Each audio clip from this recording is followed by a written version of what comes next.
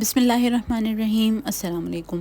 दाल हर घर में ही बनाई जाती है और बहुत से घरों में ये शौक़ से खाई भी जाती है, लेकिन आज हम आपके साथ बहुत ही यूनिक और मज़ेदार दाल बनाने की रेसिपी शेयर कर रहे हैं जो शायद ही आपने पहले ट्राई की हो। आज हम आपके साथ मूंग की छिलकों वाली दाल बनाने की रेसिपी शेयर कर रहे हैं जो बहुत ही मज़ेदार बनकर तैयार होगी। इसके लिए मैंने 200 ग्राम मूंग की दाल ली है और ये दाल छिलकों समेत है।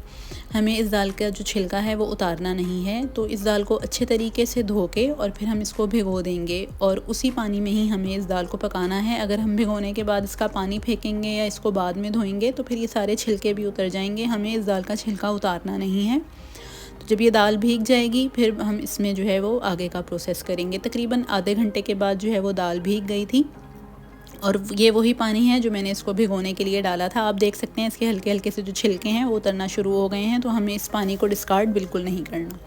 यहाँ मैंने इसमें 1 खाने का चम्मच लेवल करके लहसुन अदरक का पेस्ट शामिल किया है। 1 खाने का चम्मच लेवल करके मैंने इसमें हल्दी शामिल की है।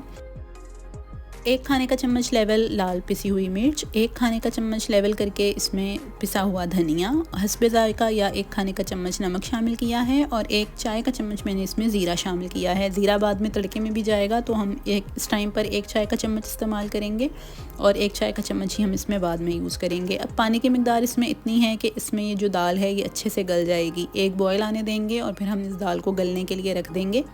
इतना गलाना है कि ये दाल अच्छे से मैशी भी हो जाए और हमें जो रिक्वायर्ड इसकी कंसिस्टेंसी है वो भी हासिल हो जाए। अगर आप कुकर में बना रहे हैं तो फिर आप ये मसाले डाल के इस दाल को प्रेशर लगा सकते हैं।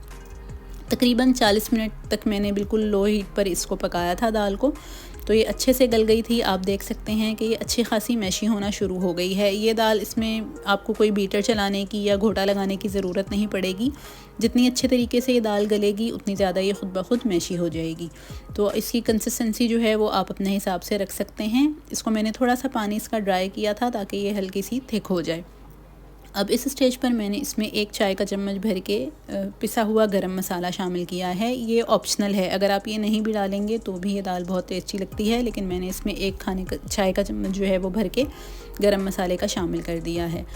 इस स्टेज पर आपको इस दाल में कोई बहुत ज़्यादा टेस्ट महसूस नहीं होगा, लेकिन इसका जो सारा मज़ा है, जो सारा फ्लेवर है वो इसके तड़के में है।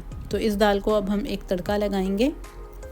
तड़का लगाने के लिए मैं देसी घी या मक्खन का इस्तेमाल कर रही हूँ। आप चाहें तो घी, ऑयल, मक्खन कुछ भी यूज़ कर सकते हैं, लेकिन देसी घी या मक्खन का जो फ्लेवर है वो ज़्यादा बेहतर होगा। तो तकरीबन आधा कप मैंने यहाँ पे जो है वो थोड़ा सा ऑयल लिया था और साथ ही उसमें मैंने मक्खन ऐड कर दिया है। यहाँ मैंने 3 से 4 लाल साबुत मिर्चें ली हैं, वो मिर्चें इसमें शामिल कर दी हैं। जब मिर्चों का हल्का हल्का कलर चेंज होना शुरू होगा तो मैं इसमें लहसुन शामिल कर दूँगी। 2 से 3 जबल लिए थे लहसुन के, वो शामिल किए और साथ ही ये अदरक का एक टुकड़ा लिया था, उसको मैंने बारीक काट के वो इसमें शामिल कर दिया है। इन चीज़ों के ऊपर कलर आना शुरू होगा तो फिर हम इसमें थोड़ा सा हरा प्याज शामिल कर देंगे। तकरीबन 1 से 2 खाने के चम्मच हरा प्याज और हरी मिर्चें मैं इसमें शामिल कर दूँगी। ये तमाम जो तड़के के लवाज़मात हैं ये इस दाल के लिए बहुत ज़रूरी हैं, तो आप कोशिश करें कि ये सारी चीज़ें जो हैं वो तड़के में शामिल करें।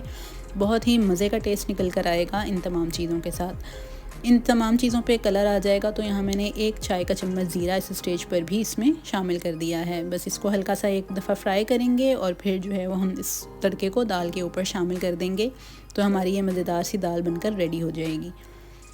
आप इस दाल को रोटी के साथ, चावलों के साथ जो है वो सर्व कर सकते हैं। बहुत ही मज़े की यूनिक दाल होगी। आप इस दाल को एक दफ़ा ट्राई ज़रूर कीजिएगा और हमें अपना फ़ीडबैक भी ज़रूर दीजिए। अल्लाह ताला हमारे और आपके रिज़्क़ में बहुत ज़्यादा बरकत रहमत अता फ़रमाएं। मज़ीद नई रेसिपीज़ के साथ हाज़िर होंगे, तब तक के लिए इजाज़त दीजिए। अल्लाह हाफ़िज़।